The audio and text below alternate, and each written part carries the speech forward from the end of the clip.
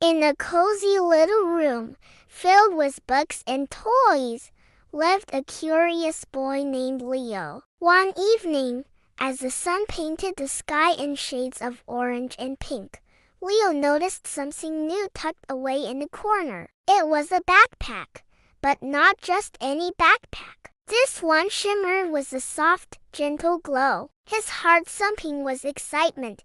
Leo crept closer. He unzipped it, and whoosh! A rainbow of colors burst out, dancing around the room like 1,000 tiny butterflies. The light wasn't just bright. It was warm and magical, humming with a sweet, quiet song. Leo peered inside, his eyes wide with wonder. The backpack was filled with the most amazing treasures he had ever seen. First, Leo reached in and pulled out a little wooden toy soldier. As his fingers touched it, the world around him began to swirl and spin. When everything settled, he wasn't in his room anymore. He was standing in a land made entirely of toys. Giant teddy bears formed the hills, and rivers of sparkling marbles flowed through valleys of building blocks. But something was wrong. The toys were all arguing.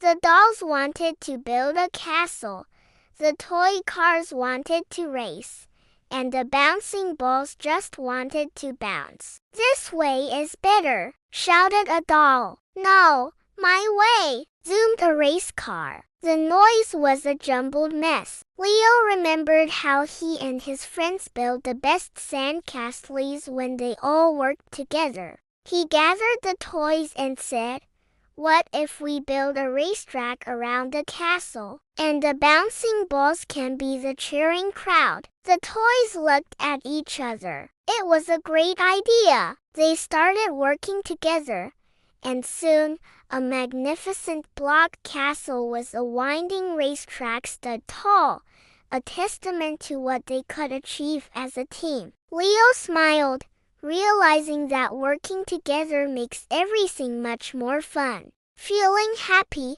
Leo reached into his magical backpack again. This time, his hand closed around a smooth, pearly seashell. As he held it to his ear, the sound of the ocean grew louder and louder until, splash! He was underwater, in a place called the Talking Ocean. Colorful fish with shimmering scales swam all around him, but they looked so sad. A little blue fish swam up to him, its tiny fins drooping. "No one ever listens," it sighed. "The seahorses only want to talk about their tails, and the clownfish only tell jokes."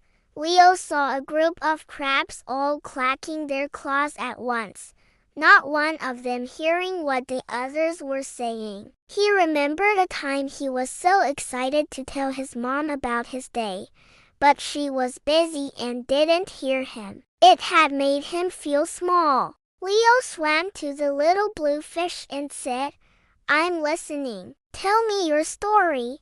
The blue fish's eyes lit up, and it told Leo all about its adventures finding a lost pearl. Soon, other fish gathered, and Leo made sure each one had a turn to speak and a turn to listen. The ocean grew quiet, then filled with the happy hum of real conversations. Leo learned that truly listening to someone makes them feel important and loved. Next, from the magical backpack, Leo pulled out a single, fluffy white feather. It was as light as air. As he held it, he felt himself being lifted gently, up, up, up, past the clouds and into a playground made of them. The clouds were soft and bouncy, perfect for jumping. Other kids were there, leaping from one puffy cloud to another. But whenever a child got too eager and tried to rush to the next cloud before it was ready,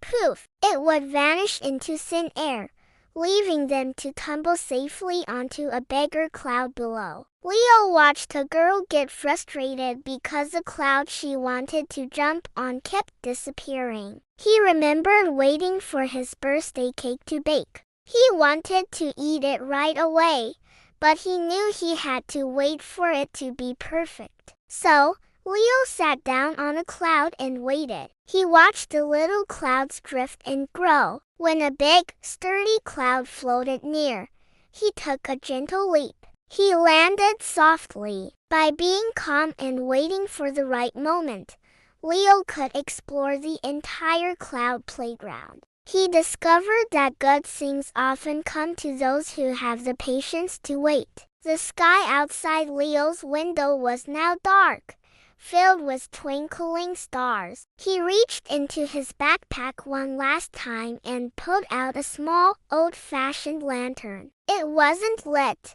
but as he held it, the room faded away and he found himself in a deep, dark forest. This was a star forest, where the stars lived before they climbed into the night sky. But they weren't twinkling. They were huddled together in clumps, hiding behind the tall trees. A tiny, shy star whispered to Leo, "I'm too small to shine. No one will see my light."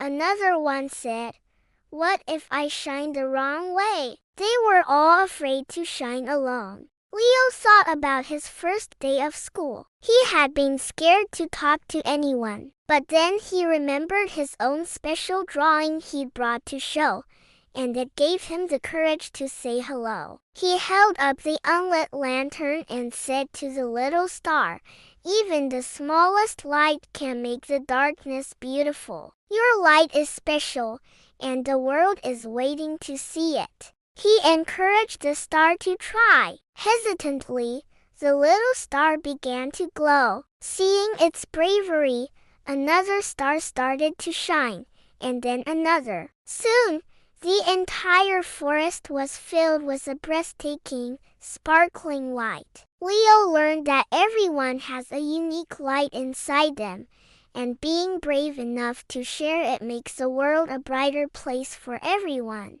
As the first rays of morning light peeked through his window, Leo found himself back in his room. He was holding the lantern, which slowly faded away, just like the backpack in the corner. The magical bag was gone, but Leo wasn't sad. He looked around his room at his own toys and thought about the toy kingdom. He looked out the window and thought about the listening fish, the patient clouds, and the brave little stars. The backpack might have vanished, but its gifts were still with him. He had learned about cooperation, empathy, patience, and confidence. These weren't treasures you could hold in your hand, but treasures you hold in your heart. And Leo knew, as he started his new day, that these were the most magical treasures of all. Thanks for watching our story. Don't forget to like and subscribe for more adventures.